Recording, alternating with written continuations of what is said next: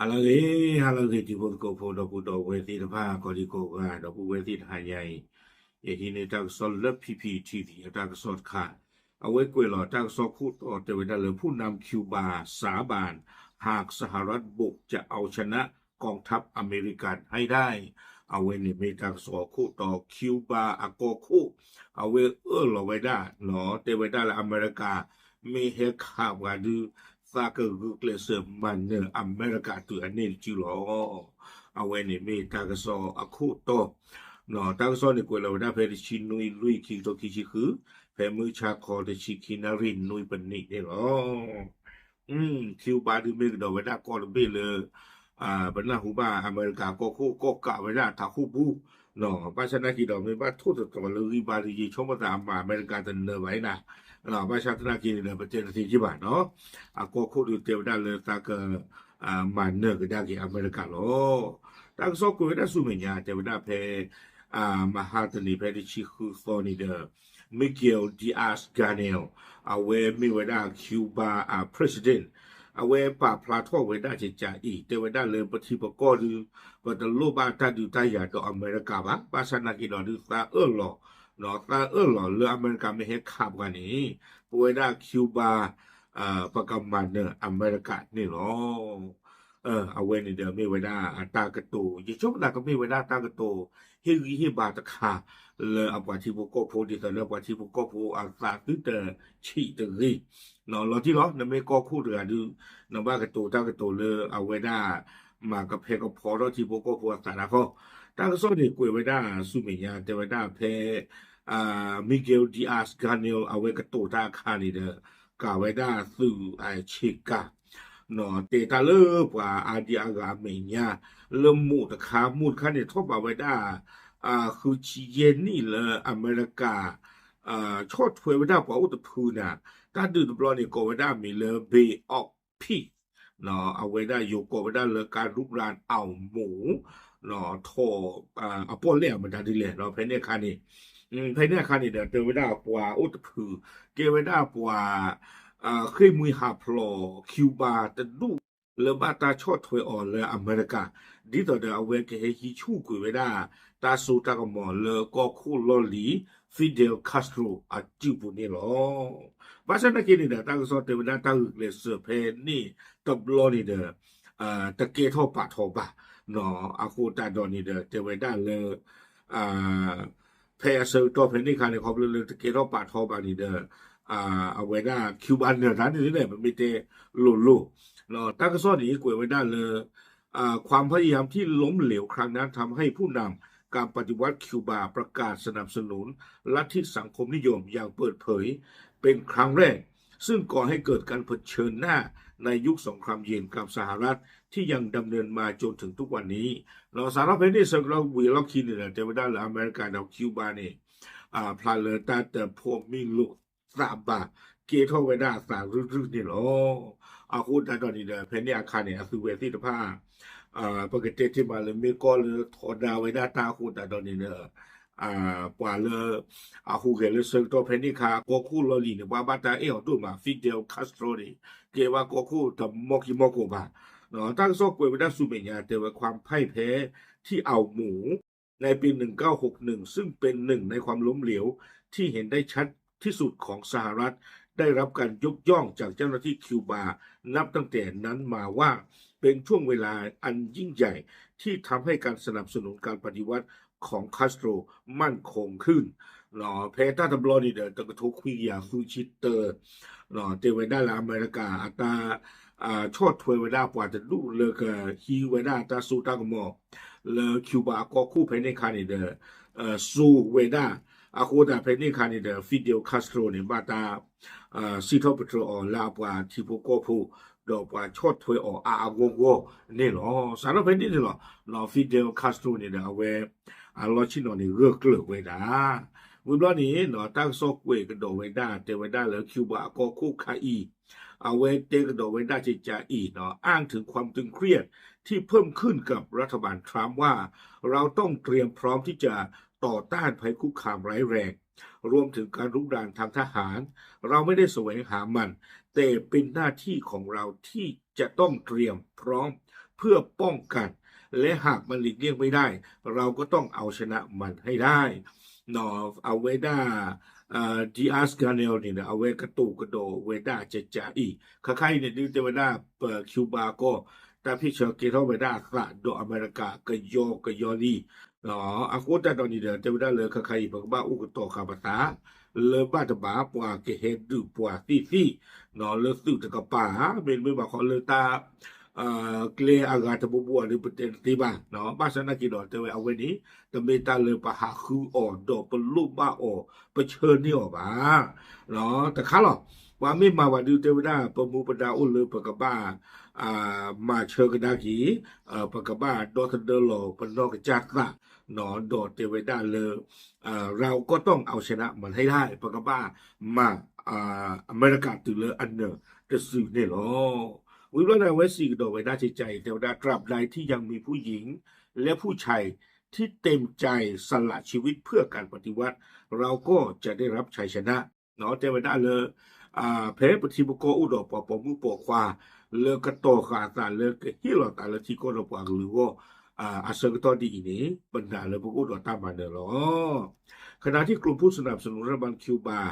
ในฝูงชนตะโกนว่าเราไม่ต้องการเป็นอาณานิคมของอเมริกาเวลาชอดถวยไว้ได้คิวบาก็คู่ตาตัวนี้เด้อกอตตรอเท่าไว้ได้เลยเดวได้เลยประเทศดออุเลอเมริกาอัตาเปพาลาบากวยโดไว้ได้แต่ว่าความคิดเห็นดังกล่าวของผู้นำคิวบาเกิดขึ้น3วันหลังจากที่ประธานาธิบดีโดนัลด์ทรัมป์แห่งสหรัฐขู่โจมตีคิวบาด้วยกำลังทหารอีกครั้งเนาะแต่ว่าได้เลยตากระตูตีนไพ่นี่เด้อพระเท่าไว้ได้เพเลยอปุกิเตอร์ซอเนาะความยาวเวลาทอดชิเตอร์ซอนี่เด้ออเมริกาก็คู่แต่ไว้ได้ใจเราอาจจะแวะไปคิวบาหลังจากที่เราจัดการเรื่องนี้เสร็จแล้วเนาะเอาเวเตไว้ได้เลยเพปมาวิมาเตเกมาตามมาเลยอิหร่านก็วิบล้อนี้บ้า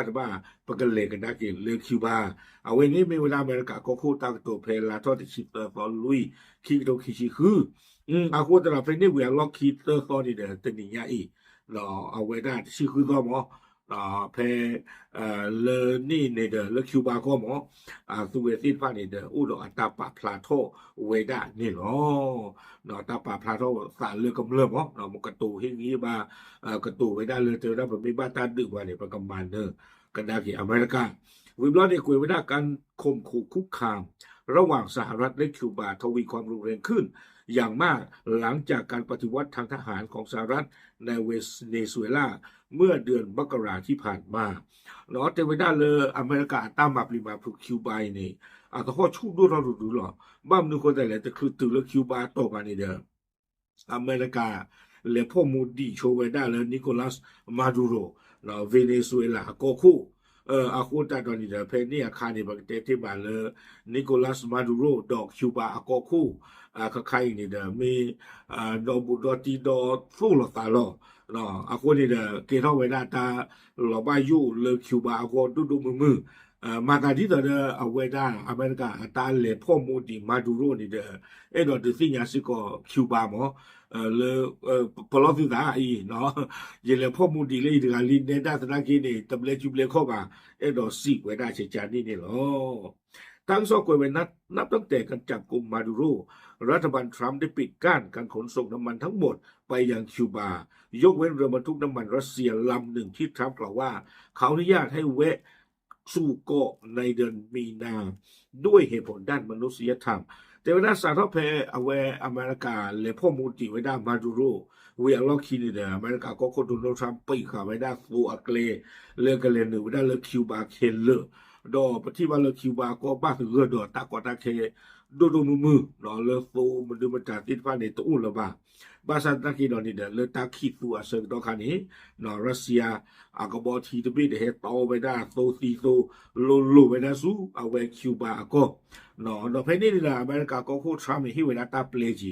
เนาะเพลามะเกิดตะบิเนาะเพลามาสานี่เนาะเอาไว้สิไว้ได้เลยมีไว้ได้ปะฮกโคโพอัตาดูฟุโดตาอัตามาเจออัตาเปลนี่หรอมีแต่เปลว่าดูตยอบ่เนาะเอาไว้ที่ก็ดอตบีมิวพาชารุว่าดูกว่าบาโกบาโกดาคอตากอตาเคกโปด้วยออกคีวอมือวอบาลอ วิบลอนี่ดากวยไม่ได้ภายใต้การปิดกั้นน้ำมันเศรษฐกิจของคิวบาที่กำลังดิ้นรนอยู่แล้วก็หยุดชะงักลงเกือบทั้งหมดไฟฟ้าดับเกือบตลอดทั้งวันในหลายพื้นที่ของโกโรงพยาบาลไม่สามารถรักษาผู้ป่วยได้หลายพันคนและเชื้อเพลิงก็ขาดแคลนมากขึ้นเรื่อยๆสหรัฐอเมริกาเลยปิดไว้ได้คิวบาสูเกลบลอนี่เดคิวบามึกลูเวกว่าเลออันนาปาเจลีนี่เดเอาปตอตุเลมึกลูเวกว่าบะปตึกวิอัตาเคลเล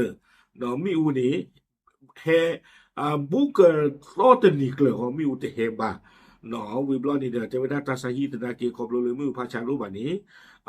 ปากุสายาบลาปาชุกิชาโบตตินซิโกบาบาดูบาทีปาโชกีอากาลากะทูวิบลอนี่เดเจวดาเล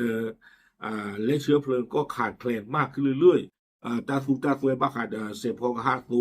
ลาโกปุนี่เดบาถือดอกตากอตาแขนดูมือนี่หรอ